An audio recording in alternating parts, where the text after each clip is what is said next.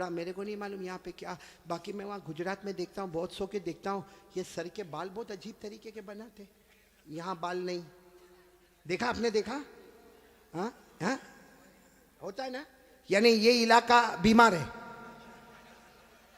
गरीब गरीब, और ये इलाका यतीम, और पीछे का इलाका ज़कात का मुस्तहिक। इतने इतने ऐसे बाल बनाता है ऐसे। अभी करेगा क्या मालूम, चौराहे पे जाएगा, जहां देखेगा बहुत सारे देखने वाले, वहां जाके यूं करेगा। अरे भाई क्या हो गया, क्या प्रॉब्लम होगा? जुए पड़ गई। एक तो तीनों तरह से टकला कितना खराब दिखता, हाँ, एक कार्टून जैसा नजर आता। बोलो सही बोल रहा हूँ गलत बोल रहा हूँ? तो अच्छा एक बात आपको बताऊं, आपको शायद मालूम नहीं होगा, क्योंकि छोटे छोटे बच्चों को भी हमने देखा, 3-3, 4-4 साल के बच्चे, उनके हेयर स्टाइल है ना, यहाँ से कम, यहाँ से कम, पीछे से कम। हाँ, माँ बहुत खुश होती है। हालांकि सुन लो, ये उलमा किराम यहाँ मौजूद है। 1400 साल पहले हमारे नबी ने फरमाया था, एक उम्मत आएगी जिसके सर के कुछ हिस्से पर बाल होंगे, कुछ हिस्से पर बाल नहीं होंगे, भले कलमा पढ़ते होंगे, मगर 24 घंटे उनके सर पर अल्लाह की लानत उतरती होगी। इसलिए मेरे प्यारो, ये ऐसे वैसे बाल काय को बनाते हो भाई? बल्कि अशरफुल भाई बहुत ताज्जुब होगा, अभी हम लोगों का एक ज़माना था भाई, आप लोगों का भी होगा, सबका होगा, बल्कि यहाँ जितने उलमा हैं, बहुत गरीबी का ज़माना भी होता है। हमारे कपड़े फटे होते थे, बोलो हमारे कपड़े, तो हम लोग मालूम शर्माते थे। जैसा ये कुर्ता फटा होता था ना, तो हम उसको ऐसा कर देते थे ताकि किसी को पता न चले कि फटा हुआ, क्योंकि भाई फटा हुआ कपड़ा पहनना अच्छा नहीं है। आज उल्टा मामला है, लोग फटे हुए कपड़े को स्टाइल बोलते हैं। यहां भी बैठे होंगे ऐसे बेवकूफ है, वो जीन्स पहनते, जीन्स वो यहां से फटी, यहां से फटी। यहां देखा होगा कि नहीं आपने? मैंने तो वहां हमारे गुजरात में एक को देखा, मुझे मालूम है बहुत बड़े बाप का बेटा, लेकिन उसका जीन्स यहां फटी, यहां। मैंने कहा भिखारी इधर आ। अरे क्या गुस्से हो गया, लेकिन जब करीब आया मैंने कहा क्या हुआ, क्यों गुस्से हो रहा? कहा कारी साहब आप सबसे सामने मेरे को भिखारी बोले। मैंने कहा तू पटलून फटी हुई है तो भिखारी बोलूंगा? तो यूं देखा, देखने के बाद हंसता हुआ कहता है आपको नहीं मालूम, ये तो स्टाइल है, स्टाइल। मैंने कहा स्टाइल क्या मतलब, स्टाइल का क्या मतलब? तो उसने मुझे समझाया, कौन से पिक्चर का नाम लिया मैं भूल गया। कहा कोई पिक्चर रिलीज हुआ था, कहा उसमें कोई हीरो था, वो जो एक्टर था ना, उसने ऐसी जीन्स पहना था जो एक तरफ से फटी, इधर से फटी। कहा उसने पहना, उसको देखकर सबने उसकी कॉपी करना शुरू कर दिया। मैं उस वक्त थोड़ी देर उसको देखा, मैंने कहा अच्छा उसने पहना तो सबने पहनना? मैंने कहा नहीं पहना होता तो बयान में भी कोई नहीं बैठता। नहीं, बात समझ में आ रही कि नहीं आ रही है? बहुत अजीब और गरीब मामला मेरे प्यारो। सच बताओ भाई, हमारे नबी से बढ़कर कोई नबी? कौन कौन मोहब्बत करता है? एकदम सही सही बोलना, साथ में बोलो भाई, मुस्तफा का दामन। बहुत बहुत बड़ा वाक्य सुनाने जा रहा हूं, ताकि मोहब्बत करने वालों को पता चलेगा कि मोहब्बत किसको कहते हैं। मेरे दोस्तों, एक मर्तबा हमारे नबी बैठे, बोलो हमारे नबी बैठे, सहाबा किराम भी बैठे। एक सहाबी सामने से आए, शायद नए नए मुसलमान हुए होंगे। उनकी उंगली में सोने की अंगूठी, बोलो उनकी उंगली में सोने की, और मर्दों के लिए सोना पहनना हराम। बोलो बोलो, मर्दों के लिए सोना पहनना, और उनकी उंगली में सोने की। अब उनको नहीं मालूम होगा, मसला नहीं मालूम होगा, वो आए, देखो बराबर मुझे देखना, वो आकर हमारे नबी के सामने बैठ गए और उंगली में बोलो सोने की। तो देखो हमारे नबी ने क्या किया, हमारे नबी ऐसे हो गए, ऐसे ये हो गए, उनकी तरफ नहीं देख रहे, इधर देखने लगे। तो साहबी समझे कुछ प्रॉब्लम होगा, वो खड़े हुए और वो इधर आ गए। तो हमारे नबी ऐसे हो गए, इधर देखने लगे। वो साहबी उठ के फिर इधर आए। जैसे इधर आए तो दूसरे एक साहबी जिनका नाम है हजरत अब्दुल्ला इब्ने अब्बास, बोलो क्या नाम है? हजरत अब्दुल्ला। उन्होंने उनके पाँव पर यूं हाथ मारा और कहा क्या कर रहे हो? हमारे नबी इधर जा रहे, तुम उधर जा रहे हो। हमारे नबी उधर देख रहे, तुम उधर देख रहे हो। तुमने सोने की अंगूठी पहनी है, हराम है, उसके लिए हमारे नबी ने चेहरा फेर दिया।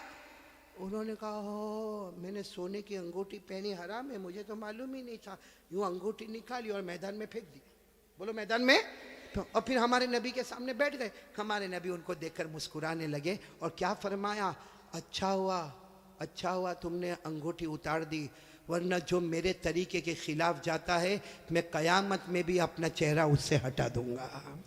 जैसे दुनिया में मैंने चेहरा फेर दिया, जो मेरे तरीके के खिलाफ होगा, कयामत में मैं मेरा चेहरा फेर दूंगा।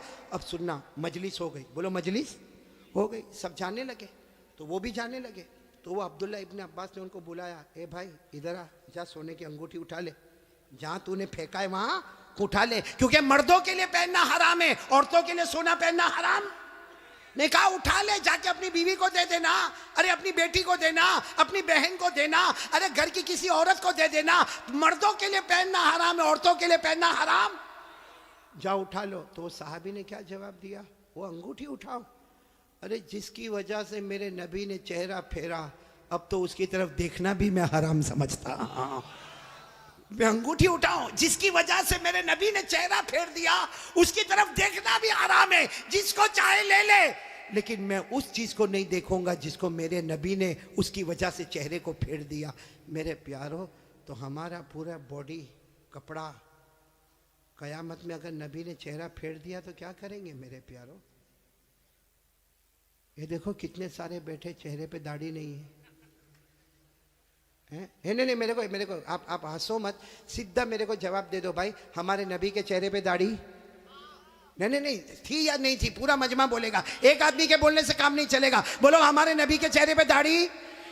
आवाज नहीं आ रही, बोलो हमारे नबी के चेहरे पे दाढ़ी थी। अबू बकर, सब साथ में बोले, हजरत अबू बकर, हजरत उमर, हजरत उस्मान, हजरत अली, हजरत हुसैन, जितने अल्लाह के वली गुजरे, पीरा ने पीर गौस पाक, बोलो शेख अब्दुल कादिर जिलानी, उनके चेहरे पे दाढ़ी थी। अजमेर वाले बाबा ख्वाजा मुईनुद्दीन चिश्ती, बोलो उनके चेहरे पे दाढ़ी थी। दिल्ली में आराम करने वाले ख्वाजा निजामुद्दीन औलिया, उनके चेहरे पे दाढ़ी थी। ख्वाजा रोशन चिराग, उनके चेहरे पे दाढ़ी थी। ख्वाजा अमीर खुसरो, उनके चेहरे पे दाढ़ी थी। अल्लाह की कसम, कोई वली वली नहीं बनता जब तक नबी के चेहरे को अपना चेहरा नहीं बनाता। तो मेरे प्यारो, यहाँ तो बहुत सारे बैठे, कोई प्रॉब्लम है साबड़ा में? नहीं, यहाँ कोई प्रॉब्लम है दाढ़ी का? तो फिर काय को नहीं? क्योंकि एक बात है, देखो नाराज मत होना, लेकिन एकदम सीधी बात मैं बोलता हूँ, पूरी दुनिया में मर्दों को दाढ़ी आती, औरतों को? आवाज नहीं आ रही आपकी? औरतों को? और बुलंद आवाज से बोलो, औरतों को और मर्दों को, जिसको आवे वो। बाकी आगे का मैं कुछ नहीं बोलता भाई, लेकिन सीधा इंसाफ की बात करो भाई। नबी के चेहरे पे दाढ़ी थी तो रखना चाहिए कि नहीं रखना चाहिए? कौन कौन तैयार है हाथ ऊपर करे और साथ में बोले भाई, सिर्फ दाढ़ी की बात नहीं, अपनी पूरी बॉडी लेवल के साथ बात करे और बोले मुस्तफा का दामन। साथ में बोले हमारे नबी से बढ़कर कोई नबी, हमारे पैगंबर से बढ़कर कोई पैगंबर, हमारे रसूल से बढ़कर कोई रसूल। मोहब्बत करते थे, करते हैं, और बोलो करते। कौन कौन तैयार है? साथ में बोलो मोहब्बत करते थे, करते हैं, और बोलो करते। एक आवाज में बोलो मुस्तफा का दामन। दो बातें हो गई। पहली बात हो गई बोलो ला इलाहा, दूसरी बात हो गई मुस्तफा का दामन। भाई अभी मैं तीसरी बात पे आ रहा हूं। आ जाओ तीसरी बात पे आ जाओ। नहीं, सब लोग बोलो ना, आ जाओ। पहले भी आया, फिर आ रहा हूं, बहुत प्यारी बात पर आ रहा हूं, लेकिन ये पूरा मजमा एक एक करके सही सही जवाब देंगे। बोलो देंगे ना इंशाअल्लाह? बिल्कुल सही सही जवाब देना मेरे दोस्तों। अल्लाह ताला ने, बोलो साथ में बोलो, अल्लाह ताला ने जहन्नम बनाई।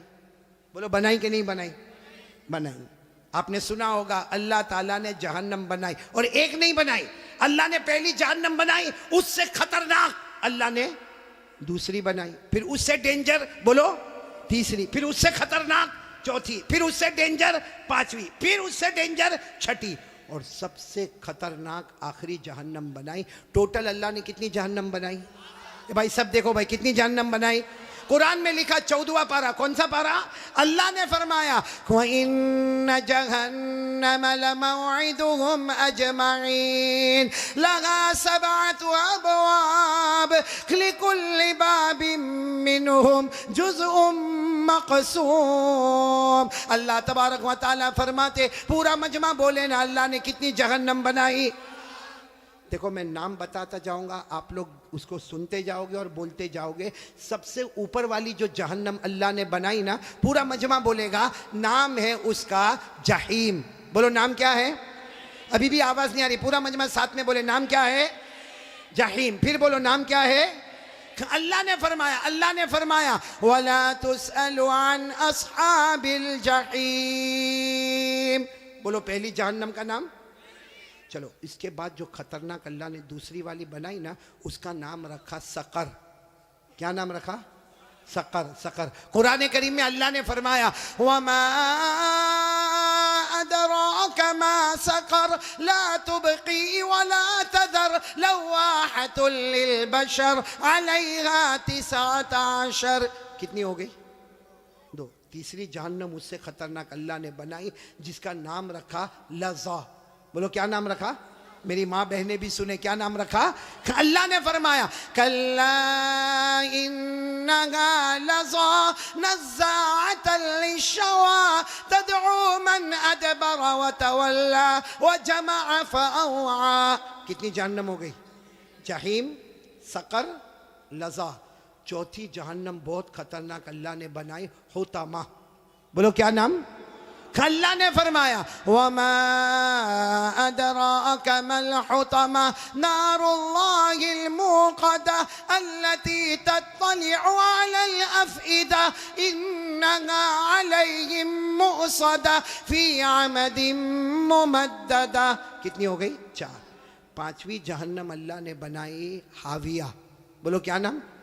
कुरान करीम में मन खफ़्फ़त मवाज़ीनु फ़उम्मुहु हाविया वमा अदराका मा हिया नारुन हामिया। पूरा मजमा बोले कितनी जहन्नम हो गई? 6ठी जहन्नम अल्लाह ने बनाई सईर। क्या नाम? सईर। फ़रीक़ुन फ़िल जन्नह व फ़रीक़ुन फ़िस सईर। पूरा मजमा बोलेगा। अब तक कितनी बताई मैंने? अब कितनी बची? मालूम है? हज़रत जिब्राइल आए। बोलो कौन आए? और हमारे नबी सल्लल्लाहु अलैहि वसल्लम से कहा आखिरी जहन्नम बहुत ख़तरनाक जहन्नम। हमारे नबी रोने लगे। बोलो हमारे नबी। तो हमारे नबी ने पूछा वो जहन्नम का नाम क्या है? हज़रत जिब्राइल ने फरमाया उसका नाम है वैलुन। पूरा मजमा बोलेगा क्या नाम है? वैलुन। हमारे नबी ने पूछा तुम कहते हो जहन्नम बहुत खतरनाक है, खतरनाक का क्या मतलब? हज़रत जिब्राइल ने कहा मेरे अल्लाह की कसम ये आखिरी जहन्नम वैलुन इतनी खतरनाक है कि इसमें जो जहन्नमी छितड़ा पहनेगा, कपड़ा पहनेगा, उसका एक टुकड़ा दुनिया में लाओ तो पूरी दुनिया जल के बर्बाद हो जावे। फिर हज़रत जिब्राइल ने कहा मेरे प्यारे नबी ये जहन्नम वैलुन इतनी खतरनाक है कि इसमें जो पानी पीने दिया जाएगा उसका एक समंदर में डालो तो पूरे समंदर का पानी कड़वा हो जावे। फिर हज़रत जिब्राइल ने कहा मेरे प्यारे नबी ये जहन्नम इतनी खतरनाक है इसके लोहे की जंजीर का टुकड़ा पहाड़ पे डालो तो पहाड़ भी टुकड़ा टुकड़ा हो जावे। तो हमारे नबी रोने लगे और रोकर कहने लगे जिब्राइल ये जहन्नम इतनी खतरनाक कि इसका चिथड़ा पूरी दुनिया को जला दे, इसका पानी पूरे समंदर को कड़वा कर दे, इसका लोहा पहाड़ को चूरा चूरा कर दे। हमारे नबी ने रोते रोते कहा जिब्राइल इसमें जाएगा कौन? ये 7वीं जहन्नम सबसे खतरनाक। साबड़ा वालों हमारे नबी ने जिब्राइल को पूछा इसमें जाएगा कौन? हज़रत जिब्राइल ने कहा अबू जहल जाएगा। बोलो कौन जाएगा? फिरौन जाएगा, कारून जाएगा, हामान जाएगा, नबी के दुश्मन जाएंगे। फिर हज़रत जिब्राइल ने कहा और भी कुछ लोग जाएंगे लेकिन मैं कहूँगा नहीं वरना आप बहुत रोएंगे। हमारे नबी ने रोते रोते कहा जिब्राइल रो तो रहा हो, कह देना और कौन जाएंगे।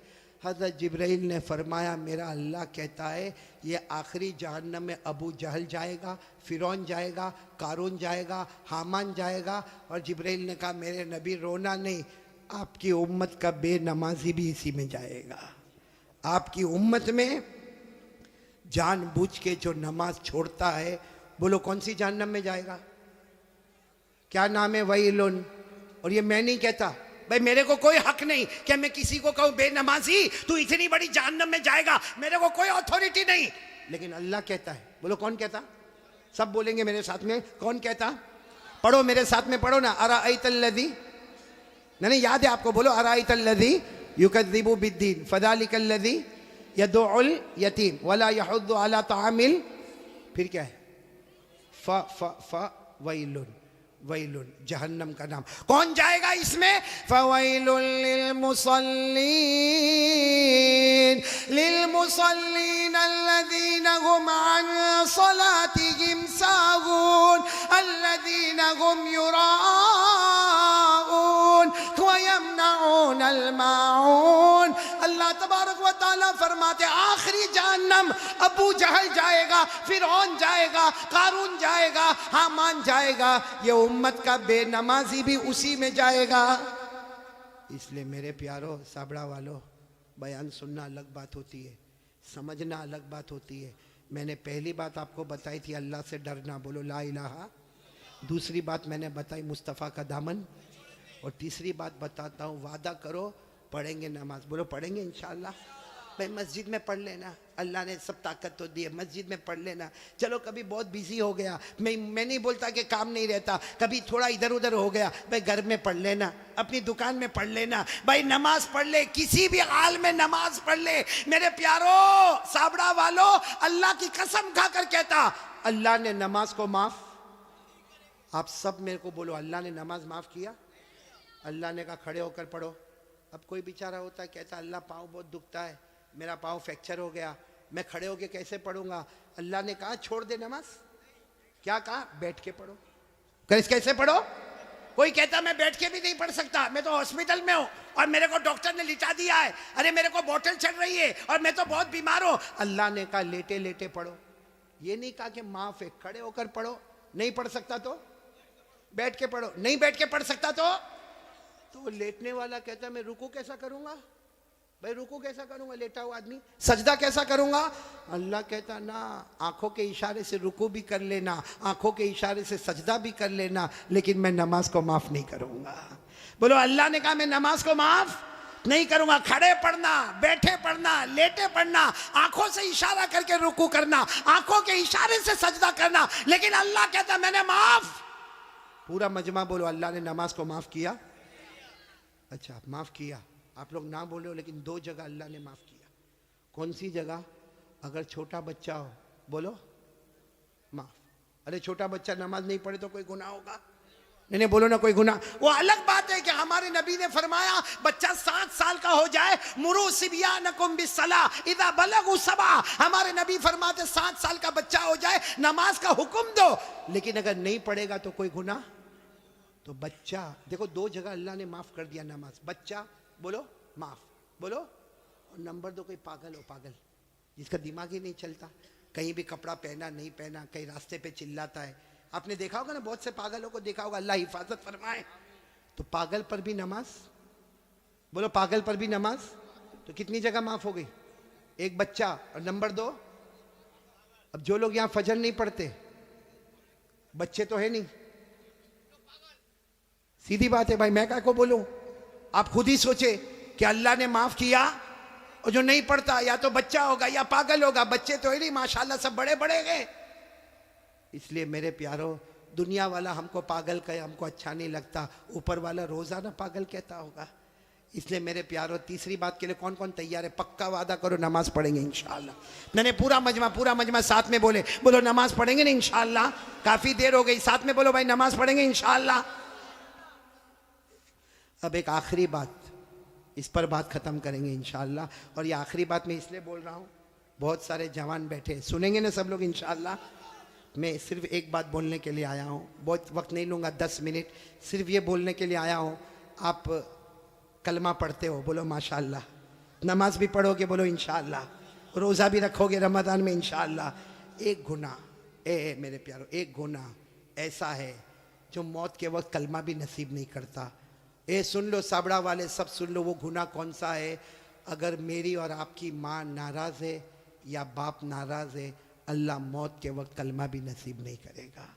इसलिए मैं तमाम से कहूँगा, अपनी माँ से माफ़ी मांग लो भाई, अपने अब्बा से माफ़ी मांग लो। बहुत सारे यहाँ जवान बैठे, अरे मेरे को मालूम नहीं ये कैसे अपनी माँ को गाली देता है, माँ को डांटता है, माँ को धक्का मारता है, माँ के ऊपर हाथ उठाता है, माँ को कभी कभी कहता माँ तेरा घर नहीं, अपने घर चली जा।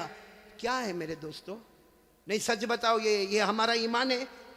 वो हमारी माँ जिसने 9 महीने तक हमको पेट में रखा, वो हमारी माँ जिसने कितनी दर्द के साथ हमें जना, वो माँ जिसने 2 साल तक अपनी छाती से लगाकर हमको रखा, वो माँ कि हम कितनी भी गलती करते थे वो बेचारी हमको नहलाती, धुलाती, पेशानी पे बोसा देती। आज मेरे दोस्तों हमारी जबान पर एक बात है कि मेरी माँ सो गई, रात को 10 बजे दरवाजा बंद करके सो गई। मेरे दोस्तों वो सोती नहीं है, रातों को बिलक बिलक के रोती है और अल्लाह से कहती है अल्लाह 6 बच्चों को बड़ा कर दिया।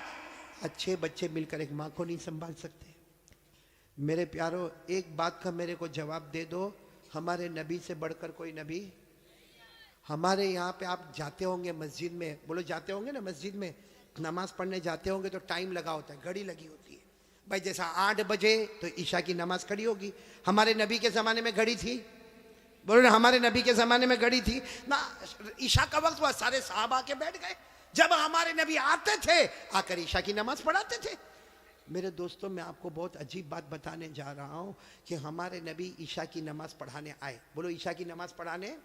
और ये उस वक्त की बात है जब हमारे नबी की उम्र 50 से ज़्यादा हो गई, 50 से ज़्यादा। हमारे नबी नमाज पढ़ाने आए। अब सारे सहाबा खड़े होने लगे कि चलो ईशा की नमाज होगी। हमारे नबी आके बैठ गए। अब सारे सहाबा भी बहुत देर तक हमारे नबी रोते रहे, रोते रहे, रोते रहे। वो तो हजरत अबू बकर करीब आए और कहने लगे, अल्लाह के रसूल आप रो रहे, सब लोग इंतजार कर रहे, ईशा की नमाज का इंतजार कर रहे, और मेरे नबी आप रो रहे, क्या हुआ क्या? हमारे नबी ने एक जुमला फरमाया, अज़कुरु उम्मी, मुझे मेरी माँ याद आ रही है। क्या फरमाया? मुझे मेरी। हालांकि हमारे नबी की उम्र थी 6 साल। बोलो कितनी उम्र? तब हमारे नबी की वालिदा बीबी आमीना एक सफर में जा रहे थे, एक सफर में जा रहे थे। बोलो हमारे नबी की उम्र कितनी थी? 6 साल। और उसी वक्त बीबी आमीना हमारे नबी की वालिदा का इंतकाल हो गया। और आपको मालूम होगा, मैंने फिर बताया, हमारे नबी की उम्र कितनी थी जब इंतकाल हो गया। और आपको जब दफन करने लगे तो एक औरत साथ में थी जिनका नाम है उम्मे ऐमन। बोलो क्या नाम है? उम्मे। उन्होंने हमारे नबी का हाथ पकड़ा, दफन हो गई माँ, दफन हो गई, हाथ पकड़ा। मालूम है आपको, हमारे नबी ने हाथ छुड़ा दिया और भागते भागते गए और अपनी अम्मी की कब्र को जाके पकड़ लिया। कहा अम्मी मैं अकेले नहीं जाऊंगा, अम्मी मैं अकेले नहीं जाऊंगा, अम्मी मैं तुमको साथ में लेकर जाऊंगा। मेरे दोस्तों, वो 6 साल की उम्र, आज हमारे नबी की उम्र 50 साल से ऊपर हो गई है। आप नबी बन गए हैं, सारे नबियों के इमाम बन गए हैं, अल्लाह ने सबको आपका गुलाम बना दिया है। वो नबी ईशा की नमाज पढ़ाने से पहले कहते, बोलो मुझे कौन याद आ रही है? और फिर क्या कहा मालूम? लईता उम्मी हय्या, काश मेरी माँ जिंदा होती।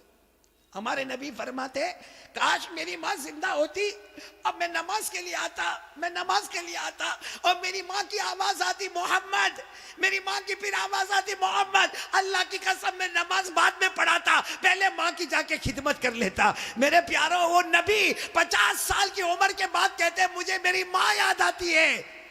हमारी माँ होते हुए भी हमको याद नहीं आती है।